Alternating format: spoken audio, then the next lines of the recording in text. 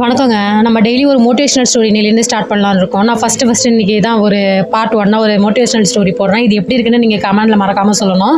இப்போ வந்து நான் ஃபஸ்ட்டு என்னோடய தலைப்பு என்னன்னு பார்த்தோம் அப்படின்னா, தோல்வியிலிருந்து தியாகம் வரை. நான் வந்து இதுக்கு ஒரு கேரக்டருக்கு நேம் யூஸ் பண்ணிக்கிறேன். நான் முரளின்னு பேர் வச்சுக்கிறேன். முரளியின் கனவு பயணம். சாதாரண காலையிலங்க அசாதாரணமான ஒரு கனவு வருது. ஒரு மாவட்டத்தில் ஒரு சிறிய கிராமம். அந்த கிராமத்தில் முரளிங்கிற இளைஞன் வாழ்ந்தான். அவனுக்கு கல்வி சராசரியாக இருந்தாலும் ஒரு விஷயத்தில் அவனுக்கு நம்பிக்கை இருந்தது. நான் வேற மாதிரி வாழ்க்கை வாழணும் அப்படின்னு அவன் டெய்லி வந்து அவனுக்குள்ளே சொல்லிட்டு இருந்தான். அவனுடைய அப்பா ஒரு தினசரி கூலி தொழிலாளி தான். வீட்டில் பாட்டி, தங்கை, அம்மான்னு 4 பேர் இருக்காங்க. அப்பாவுக்கு நாள் கூலி கிடைக்கவில்லை. ஏன்னா வீட்டில் சமைக்க கூட முடியாது. அந்த அளவுக்கு ஏழ்மையான சூழ்நிலையில் தான் அந்த குடும்பம் இருந்துட்டு இருக்கு.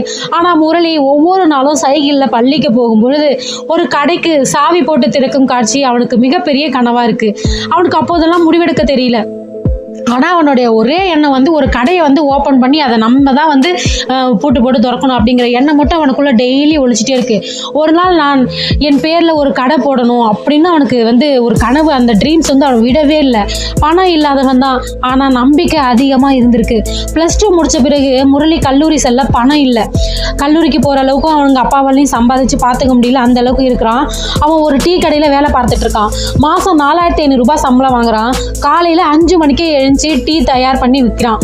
பணக்கார கஸ்டமர்கள் டீ குடிச்சா கார்ல போனாலும் அவனுக்கு மனசுக்குள்ள ஒரு தீ இருந்துட்டே இருக்குங்க. இவங்க மாதிரி நானும் ஒரு நாள் கார்ல போயிடுவேன், நானும் ஒரு நாள் ஷாப் ஓபன் பண்ணுவேன், என் கடையில வந்து ஒரு நாள் இந்த மாதிரி எல்லாரும் வரணுங்கிற எண்ணம் மட்டும் அவனுக்குள்ள இருந்துட்டே இருக்கு.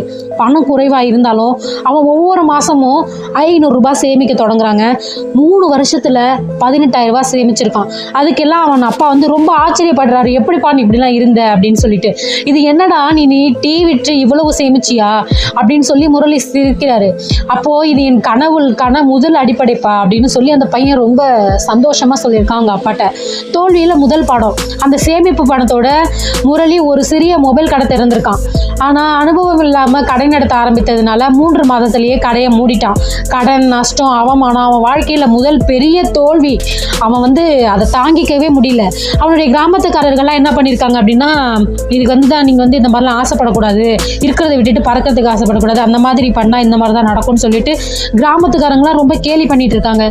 தீவாலா மொபைல் கடை போடணும், இதுதான் முடிவு அப்படின்னுட்டு முரளி வந்து மனசு உடைஞ்சாலும் அவன் தன் தலையை நிமிர்த்தினான். தோல்வி எனக்கு ஆசிரியன், நான் வந்து நம்பிக்கை எனக்கு தான் நண்பன், தோல்வி வந்து என்னை வந்து எதுவுமே பண்ண முடியாது, எத்தனை தோல்வி அனுபவிச்சாலும் நான் வந்து நினைச்சதை அடைஞ்சே தீர்வேன்னு சொல்லி ஒவ்வொரு நாளும் அவன் வந்து அடுத்த பயணத்தை தொடங்க ஆரம்பிச்சிருக்கான். யோசிச்சுட்டே இருந்துட்டு அடுத்த பயணம் 2வது கட்டம் என்னன்னு பார்த்தோம்னா, அவன் நகரத்துக்கு போய் டெலிவரி சூடான சாலையில பைக்ல 50 to 60 டெலிவரிகள் தினமும்.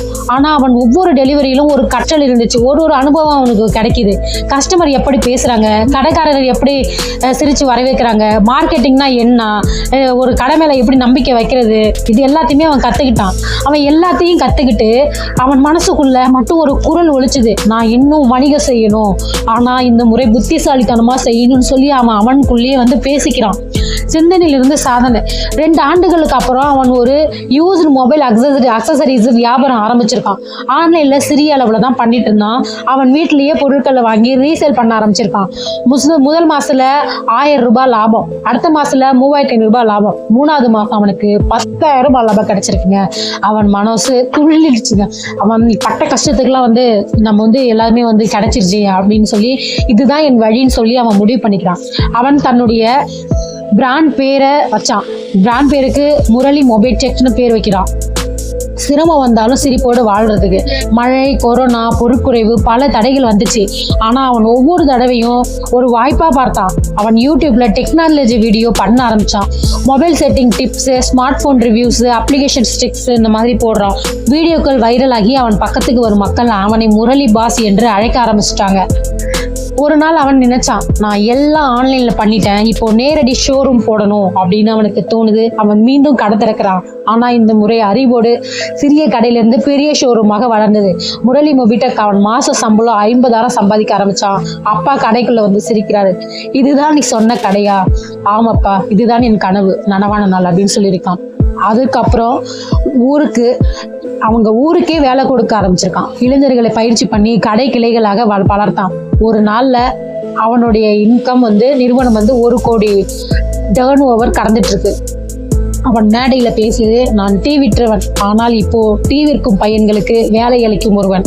வெற்றி யாருக்கும் திடீர்னு வராது, ஆனால் முயற்சி திடீர்னு வெற்றியை உன்னோட சேர்த்து விடும். இன்று முரளி நாட்டின் பல மாநிலங்களில் வியாபாரம் செஞ்சுட்டு இருக்கான். அவனுக்கு ஊழியர்கள், நண்பர்கள், பெருமை எல்லாம் கிடைச்சிருக்கு. ஆனால் அவன் இன்னும் அதே சைக்கிளில் வீட்டுக்காரருக்கு டீ வாங்கி போவான். ஏன்னா அவன் சொல்லுவான், நான் வந்த இடத்த மறக்க மாட்டேன் அப்படின்னு சொல்லிட்டு. இதை பற்றின கருத்து என்ன அப்படின்னு மறக்காம கமெண்ட் சொல்லுங்கள். முரளி ஒரே ஒரு விஷயத்தை தான் நிரூபிச்சான், வெற்றி பெரியதா சின்னதா என்று இல்லை, அதற்கான முயற்சி எவ்வளவு ஆழமாக இருக்குது என்பதுதான் முக்கியம். நீ எங்கே இருந்தாலும், எவ்வளவு தாழ்வில் இருந்தாலும், உன் மனசில் ஒரு தீயே இருந்தால் அது ஒரு நாள் ஒளியாகும். தோல்வியை விடு, அனுபவத்தை எடு. சூழ்நிலை கடினம் என்றால் அது உன்னை கற்றுக் கொடுக்குது, அது உனக்கு கற்றுக் கொடுத்துட்டு இருக்கு. உன் கனவுக்கு நீயே நம்பிக்கை வை. கடைசியில் உன் முயற்சி தான் உனக்கு பதில் சொல்லும். நீ எங்க இருந்து வந்தா, எங்கிருந்து வந்த என்கிட்ட சொல்ல வேணாம். நீ எங்கே போகணும் என்பதை மட்டும் உன் வாழ்க்கை சொல்லட்டும். ஒவ்வொரு தோல்வியும் உன்னை நிறுத்த வராது, அது உன்னை சரியான பாதைக்கு திரும்பதான் வரும். உன் மனசுல கனவு இருக்கும் என்றால் அது ஒரு நாள் நிஜமாகி உன்னையே ஆச்சரியப்படுத்தும். நம்பிக்கையோடு எழுந்த மனிதனுக்கு உலகமே தலைவணங்கும் நாள் தாமதம்தான் தவிர கனவு தவறாது. முயற்சியை ஒருபோதும் நிறுத்தாதே. எத்தனை முறை விழுந்தாலும் எழு, ஏனென்றால் வெற்றி தரையில் அல்ல, எழுந்தவர்களின் தோளில் தான் இருக்கு. நீயும் ஒரு நாள் உன் கதையை சொல்வாய். அப்பா மக்கள் சொல்வாங்க, அந்த முரளி மாதிரி நீயும் முயற்சி பண்ணி வெற்றி அடை. உலகம் உன்னை நம்பாத நாள் வரலாம், ஆனா நீ உன்னை நம்பும் நாள் வந்தா உலகமே உன்னை கைத்தட்டி வரவேற்கும் சொல்றேன். தேங்க்யூ ஃபார் வாட்சிங் மை சேனல். இந்த ஸ்டோரி உங்களுக்கு பிடிச்சிருந்தா லைக் பண்ணுங்க, கமெண்ட் பண்ணுங்க. நம்ம சேனலை சப்ஸ்கிரைப் பண்ணாம வீடியோ பார்த்துட்டு இருந்தீங்கன்னா மறக்காம சப்ஸ்கிரைப் பண்ணிக்கோங்க. தேங்க்யூ ஃபார் வாட்சிங் மை சேனல்.